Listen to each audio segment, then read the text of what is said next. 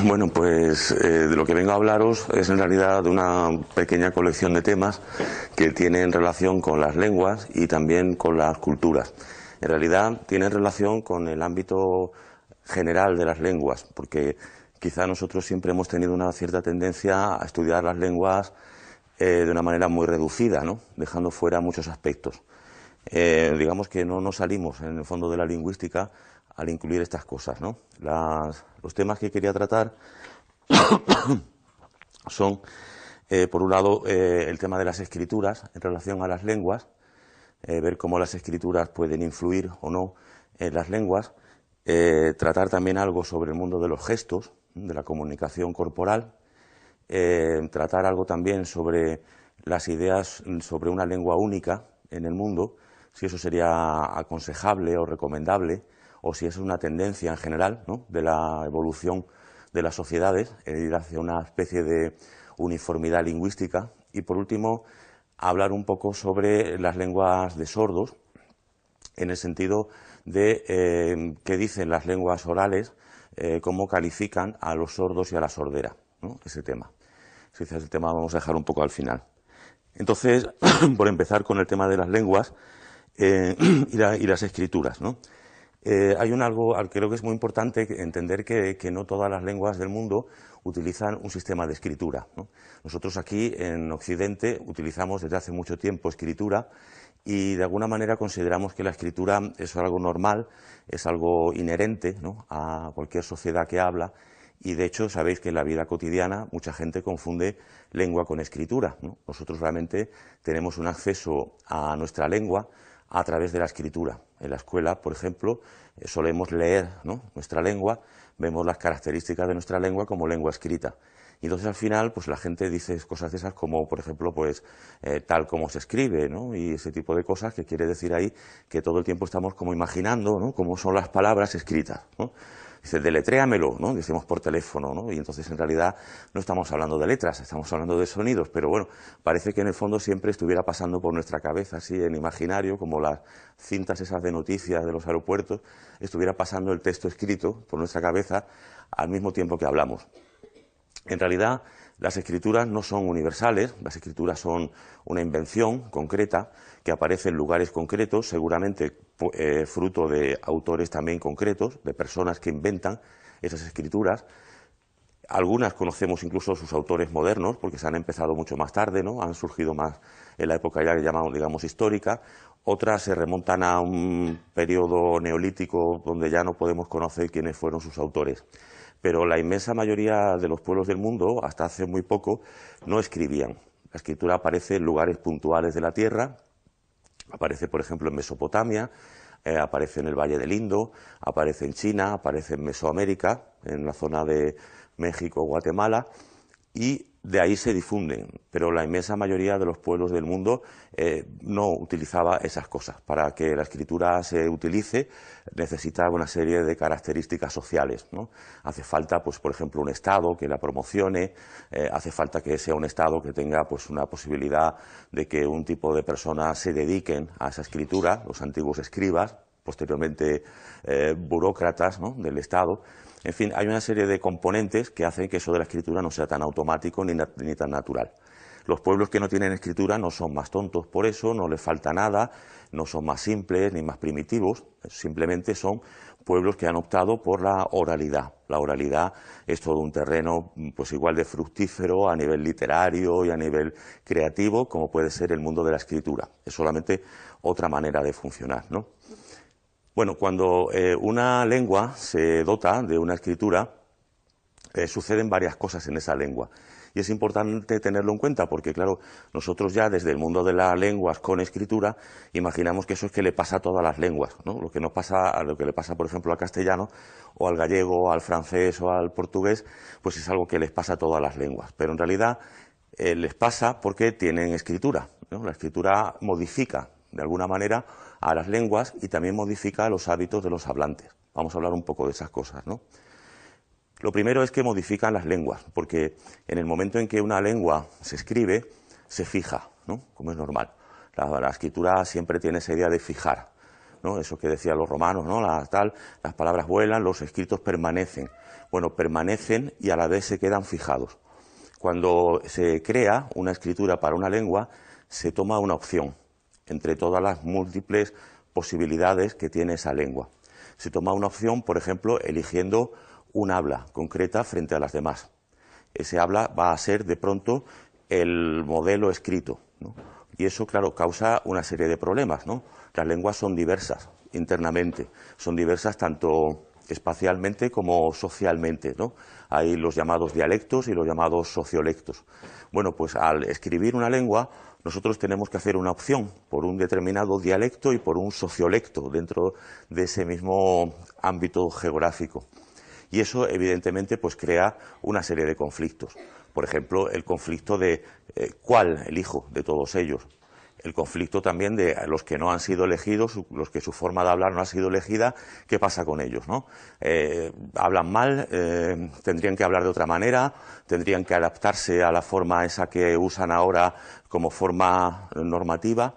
En fin, eso que llamamos un estándar en ámbitos lingüísticos es siempre un estándar literario, de alguna manera, porque se fija siempre sobre un modelo escrito.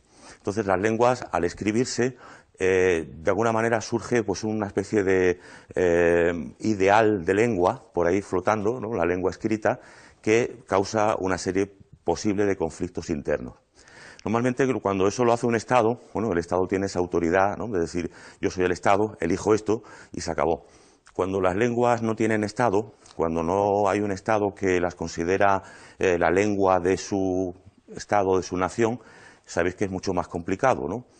Por ejemplo, pues aquí en el Estado español tenemos el caso famoso del euskera batúa, del euskera unificado, que ha dado paso a muchos conflictos, a muchas discusiones, si es una lengua artificial, si eso en el fondo no refleja ningún habla dentro del mundo vasco, etcétera. Bueno, ha sido eso, ha sido la opción de un modelo escrito del vasco, a la vez un modelo que después revierte en la educación, en la escuela, y que no satisface a todo el mundo, ¿no?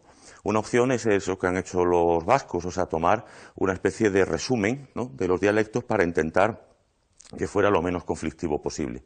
En otros lugares pues se ha tomado un dialecto determinado, una habla determinada, y se ha elevado a la categoría de modelo escrito. Por ejemplo, en Bretaña, en bretón, que es una lengua celta, ¿no?, pues allí se llegó a tomar un modelo que se llama el modelo KLT, de Querneo, León, Treguier, que son 3 zonas de Bretaña. Las hablas de esa zona se ha convertido en el bretón estándar, frente a otros, el vaneté, etcétera, otras hablas de allí que se han quedado pues un poco marginadas, ¿no?, respecto a ese modelo. Entonces surgen a veces conflictos, ¿no?, de pues el sentirse un poco pues de segunda fila dentro de Bretaña por no hablar como la lengua escrita ahora aparentemente recomienda. Sobre todo, además, cuando la escritura es una escritura fonográfica, es decir, una escritura que refleja fonemas, ¿no?, o conjunto de fonemas, pues entonces también, claro, influye mucho porque está recomendando una pronunciación de una manera mucho más directa. Está recomendando una opción fonológica frente a otras, ¿no? Entonces, ese es el primer fenómeno que produce las escrituras en las lenguas. Las convierte en una cosa más homogénea, crea una especie de modelo y a la vez crea también la sensación a los que no se ajustan a ese modelo de sentirse marginados dentro de su propia lengua, ¿no?, lo cual es una cosa que siempre provoca muchas tensiones. Pero la escritura provoca más cosas, ¿no?, sobre todo en los hablantes. Hemos hablado así de la lengua como tal, pues vamos a hablar un poco de la vida, ¿no?, de los hablantes de una lengua cuando de pronto tiene escritura. Pasan algunas cosas. Por ejemplo, cuando nosotros nos acostumbramos a pensar en nuestra lengua a través de un modelo escrito, nos acostumbramos también a una manera de organizar el discurso. Nosotros aquí en la lingüística occidental hemos llegado a analizar, por ejemplo, los discursos lingüísticos como una linealidad donde alguien habla y hay un emisor, ¿no?, un hablante, y habla a un oyente.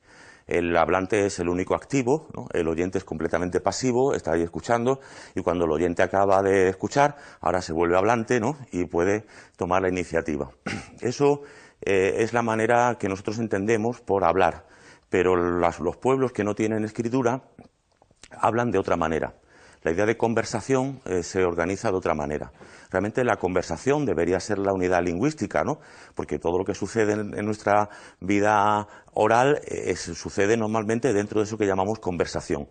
Pero la conversación ha sido marginada un poco, ¿no?, de los estudios lingüísticos en aras de una especie de oralidad discursiva unívoca, porque la escritura fomenta esa idea.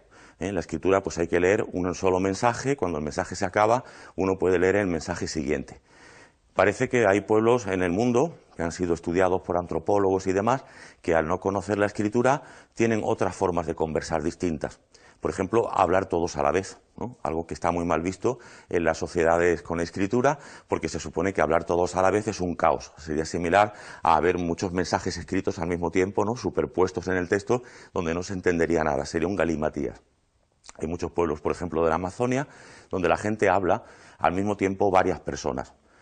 Eso no causa ningún problema allí, pero aquí no se podría concebir, porque eso imaginaríamos, ¿no?, entonces que no hay una linealidad de un discurso cuando acaba el otro, ¿no?, todo en fila india, como el propio texto parece recomendar. Por ejemplo, en otras lenguas, como el mongol, es curioso que el verbo para hablar no sea un verbo para conversar, mejor dicho, no sea un verbo, por ejemplo, recíproco, ¿no? Yo converso con Juan en el sentido de reciprocidad, sino que es un verbo cooperativo, ¿no? Yo converso con Juan al mismo tiempo, ¿no? Hay la idea en esas lenguas de que conversar es una cosa de cooperación, todos confluyen en el mismo punto y no realmente es una especie de cosa de va y bien, ¿no?, de ir y venir, que esté así organizada. Hay más cosas también en el mundo de los hablantes, cuando creemos, cuando funcionamos a través de la escritura, cuando imaginamos nuestras lenguas, en el fondo, como lenguas escritas. Por ejemplo, la negación del mundo de los gestos, que ahora hablaremos un poco más de él, ¿no? Los gestos acompañan siempre al habla. Prácticamente nadie habla sin gestos, entendiendo que los gestos no solamente son los movimientos de las manos, sino también son, por ejemplo, los movimientos faciales, los movimientos de los ojos, de la boca y todo eso, los movimientos de la cabeza en general.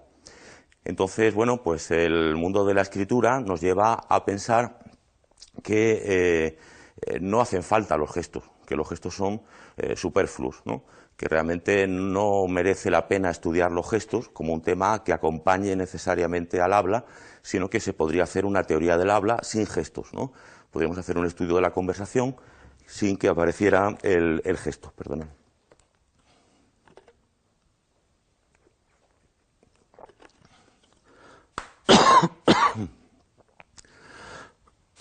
Bueno, perdón, estoy con el catarro. Entonces,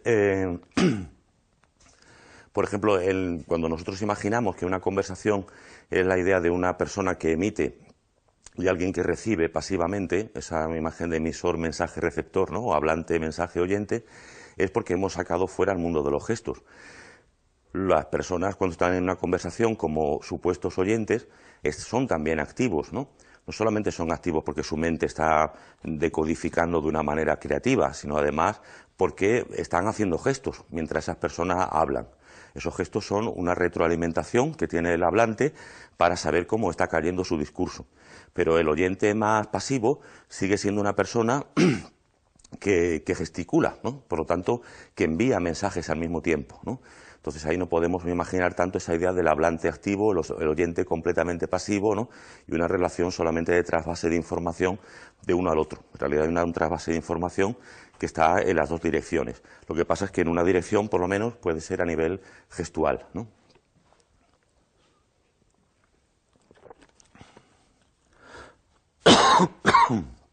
Bueno, más cosas sobre el mundo de la influencia de la escritura en la comunicación. Es en un último aspecto que es el asunto mental.